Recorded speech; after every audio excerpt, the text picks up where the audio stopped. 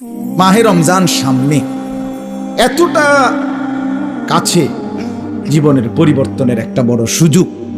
জীবনটা কাজে লাগান, হায়াতটা কাজে লাগান। যুবক ভাই তোমরাও বদলাও, মুরব্বী বাবা আপনারাও বদলান। পর্দার আড়ালের মা বোনদেরকেও ফেরাবার চেষ্টা করেন।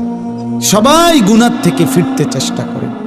মাহে রমজানের যখন চাঁদ উঠে, আল্লাহ নবী সাল্লাল্লাহু আলাইহি ওয়াসাল্লাম বলেন, ফেরেশতা ডেকে ডেকে বলে, ইয়া বাগিয়াল খাইরে আকবিল, হে নেক কাজের আগ্রহীরা এগিয়ে আসো।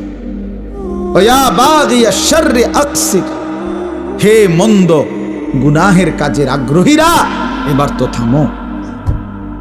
এটা রমজান। মদখোর এবার থামো, নেশাখোর এবার থামো, জুয়ারি এবার থামো, সুদখোর থামো না এবার। বেপরদা মা, এই মা অটোতে উঠো না, সিএনজিতে উঠো না, ওই বাজারে যাইও না মা, এটা রমজান। জুতা শাড়ি প্যান্ট গহনা অলংকার অন্য মাসে কিনো, এ মাসে যাইও না, এটা রমজান। এটা রমজান, থামো তো। যুবক ভাই মোবাইল টিপো না।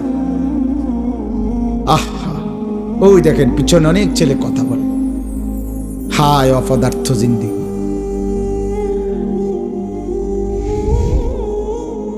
কে বলবে, কাকে বলবে, কাকে ফিরাবে, কে ফিরাবে? একজনে কি আর সম্ভব? বাবাদের কোনো হাল ছেড়ে দিছে, মারা হাল ছেড়ে দিছে, অভিভাবকরা হাল ছেড়ে দিছে, সন্তানের পতন দেখতেছে, অধপতন।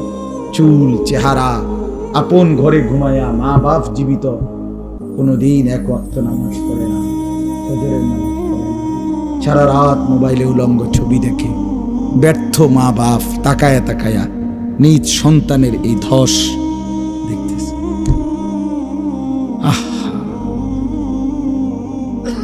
আফসোসের ব্যাপার, আফসোসের। আপন স্বামী নিজের ব্যর্থতার কারণে নিজের স্ত্রীর বেপরদিগি দেখতেছে, কিছুই করতে পারতেছে না, মনে হয় যেন সে ব্যর্থ কাপুরুষ। বউটা ডেলি বেডি বাজারে যায়, মার্কেটে যায়, রঙ্গরসে হাসে, কথা কয়, টাইট কাপড় পরা, বোরখা নামের একটা টাইট জামা পরে রাখছে, লাল নীল হলুদ কমলা বেগুনি। স্বামী বেচারা অপদার্থের মতো, অসহায়ের মতো তাকায় আছে। এই পর্যন্ত কোন ইমানদারের বউ বেপর্দার সুযোগ দেয় নাই, এই কারণে কোন ইমানদারের বউ যায় নাই। কাপুরুষের বউ যায়। এই পর্যন্ত যত বেডি বাগছে আরেক বেড়া লইয়া